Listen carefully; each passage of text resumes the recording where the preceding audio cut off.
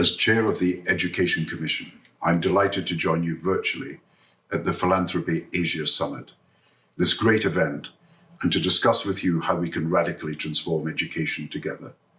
In 2020, economies came to a standstill, but in education, progress has not just stalled, but sadly gone into reverse.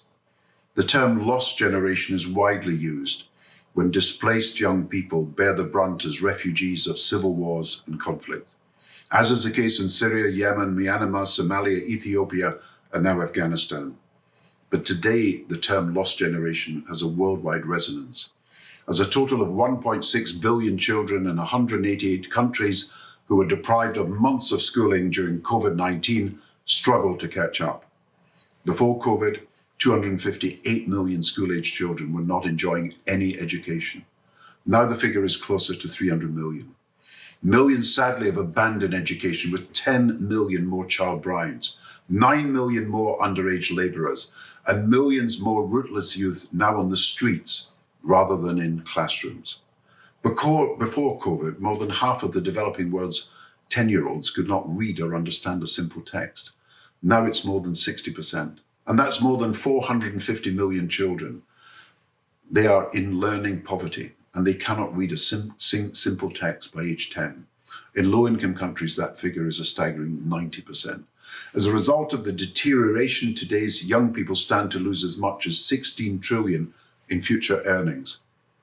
Education has been a victim of this crisis, but at the same time, education is also the solution.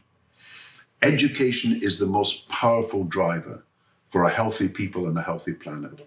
No economic health or climate recovery can even be complete or ever be sustained without a recovery in education. But education budgets have sadly been tightened. At a time when we need to do more, education has been given less. There have been cuts in government expenditure in individual countries and cuts too in international aid. But if building back better is to happen quickly or at all, we need to do more, and we need to think outside the box. We need to pursue innovative ideas that can have maximum impact. That is why the Education Commission and its hub in Asia, under the visionary leadership of Commissioner Jo-Ho Lee, are spearheading what we call the High Touch, High Tech for All initiative. This initiative grows out of the recommendations in my Commission's flagship Learning Generation report, because evidence shows that personalized learning approaches, such as teaching at the right level, improve learning results. Personalized learning works, but it has never been achieved at scale. It has been only for the lucky few.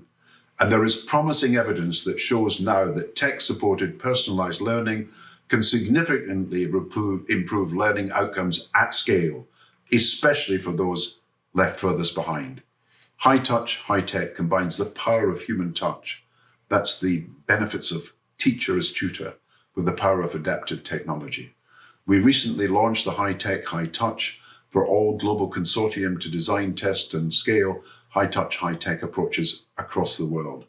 I call on partners at the Philanthropy Asia Summit to join this global consortium that can bring about great change. And this initiative could offer young people hope where today it has been fading fast. Hope dies, when a young person cannot plan or prepare for the future, is unable to even dream of a better life. But hope can come alive when young people can bridge the gap between who they are and what they have it in themselves to become. We must reverse the course of this global education crisis. We must invest in proven scalable solutions that can truly deliver inclusive and equitable quality education for the world's children. Our shared future depends on this. Let us come together to meet this moment. Let's make sure our precious children and our young people do not become a lost generation, but they become a learning generation. Thank you.